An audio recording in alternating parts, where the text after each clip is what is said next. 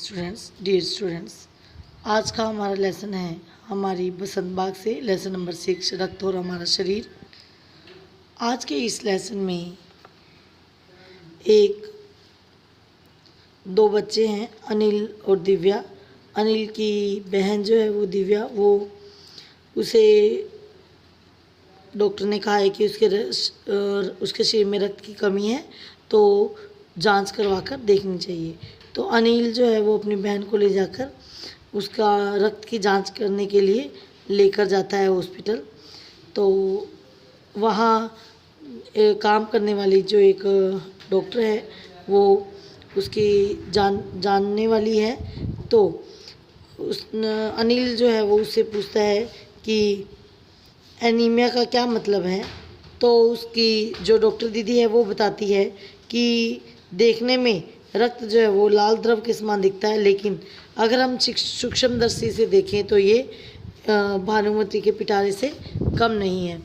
वो बताती हैं रक्त की संरचना के बारे में। उसे बताती है कि रक्त के दो भाग होते हैं, एक तरल भाग जिसे हम प्लाज्मा कहते हैं, और दूसरा भाग वो होता है जिसमें कई तरह के छोटे बड़े कण होते हैं। कुछ कण लाल होते हैं, कुछ सफ़ेद होते हैं, और कुछ ऐसे होते हैं जिनका कोई रंग नहीं होता, उन्हें प्लेटलेट्स कहते हैं। इस प्रकार जो हमारे रक्त में चार चीज़ें जो है होती हैं, एक होता है प्लाज्मा, एक लाल रक्त कणिकाएँ, सफ़ेद रक्त कणिकाएँ, और चौथी होती हैं बिंबाणु या जिन्हें हम प्लेटलेट्स कहते हैं। तो वो बताती हैं कि जब शरीर में लाल रक्त कणों की कमी हो जाती है, लाल रक्त कण जो है वो कम हो जाते हैं संख्या में, तो हमें एनीमिया रोग हो जाता है।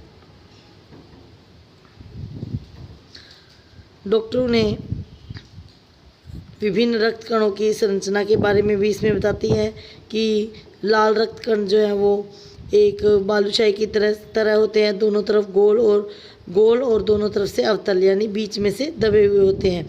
रक्त के एक बूंद में लाल रक्त कणों की संख्या जो है वो लाखों होती है, और यदि हम 1 मिलीलीटर रक्त लें तो उसमें 40 से 55 लाख कण मिल सकते हैं। इनके कारण ही हमें रक्त का रंग जो है वो लाल नज़र आता है। ये कण हमारे शरीर के लिए दिन रात काम करते हैं। सांस लेने पर हवा से जो ऑक्सीजन हमें मिलती है उसे ये शरीर के हर हिस्से में पहुंचाने का काम इन कणों का होता है। इनका जीवन काल, जो लाल रक्त कण है उनका जीवन काल 4 महीने का होता है, और 4 महीनों के होते होते ये नष्ट हो जाते हैं। लेकिन ये सब एक साथ नष्ट नहीं होते, अलग अलग, कुछ आज कुछ कल कुछ से, मतलब जब इनके 4 महीने पूरे होते जाते हैं वैसे वैसे ये नष्ट होते जाते हैं। लेकिन इन महीनों में, लेकिन इस बीच ये हमारे शरीर में हर समय जो है बनते भी रहते हैं। हमारी हड्डियों के बीच वाला जो भाग है, खोखला भाग होता है, वहाँ पर इन रक्त कणों का निर्माण कार्य होता है। वहाँ पर प्रोटीन, आयरन और विटामिन जो है उनकी सहायता से ये इन रक्त कणों की संरचना होती है, या इन रक्त कणों का निर्माण होता रहता है। इसलिए हमें हरी सब्जियां, फल, दूध, अंडा, मांस ये सभी पर्याप्त मात्रा में खाने चाहिए, जिससे कि हमारे शरीर में रक्त कणों को मिलने के लिए आवश्यक जो पोषक तत्व हैं वो मिलते रहें। जब हमारे शरीर में इन पोषक तत्वों की कमी हो जाती है और रक्त कण नहीं बन पाते हैं, तो हमारे शरीर में जो है वो लाल रक्त कणों की कमी हो जाती है। इसी कमी को एनीमिया रोग कहते हैं। वो बताती हैं कि एनीमिया रोग होने के वैसे तो बहुत सारे कारण हैं, लेकिन सबसे बड़ा कारण इसका यही है कि पौष्टिक आहार की कमी से ही एनीमिया रोग जो है मुख्य रूप से होता है। और पेट में कीड़े होने से भी एनीमिया रोग हो जाता है। ये कीड़े जो है दूषित जल और खाद्य पदार्थों के माध्यम से हमारे शरीर में प्रवेश करते हैं। तो इसलिए हमें खाद्य पदार्थों को साफ़ सफाई से रखना चाहिए, और इसके साथ साथ खाना खाने से पहले और बाद में अच्छे से हाथ धो लेने चाहिए।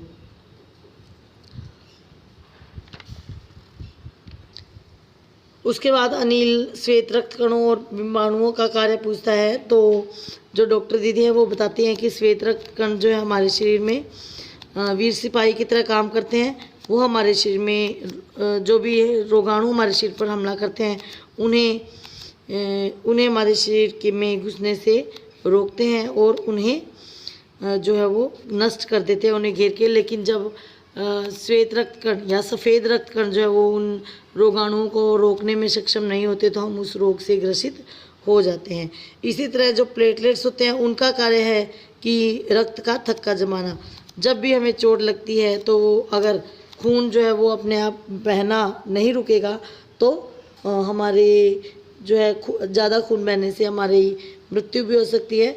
इसलिए बिंबाणु जो है वो शरीर के तरल भाग में प्लाज्मा में एक विशेष प्रकार का प्रोटीन होता है जो रक्तवाहिका की हमारी जो खून की जो नलियां हैं जो नाड़ियां हैं उनके कटने पर उनकी दीवार पर मकड़ी के जाले के समान संरचना बना लेते हैं जिस पर ये बिंबाणु जो है या ये प्लेटलेट्स जो है वो चिपक जाते हैं और जिससे उस हमारी खून की जो नाड़ियां हैं उनमें जो भी कट लग जाता है उससे भर देती हैं ये और हमारा रक्त जो है वो बाहर निकलना बंद हो जाता है।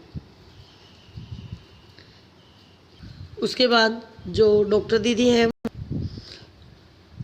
रक्त कणों की रक्त के प्रकार के बारे में भी जानकारी देती हैं कि रक्त के जो ब्लड ग्रुप जो हैं वो उसके बारे में जानकारी देती हैं।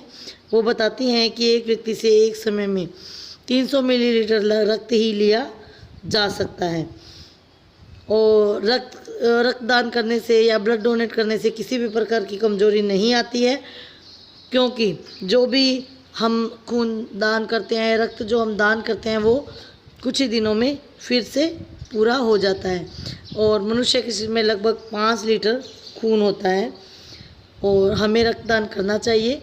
किसी भी रक्तदान जो है वो किसी ज़रूरतमंद व्यक्ति के लिए जीवन दान बन सकता है। इसीलिए कहा गया है कि रक्तदान जीवन दान। हमारा आज का लेसन कंप्लीट होता है। Stay home stay safe.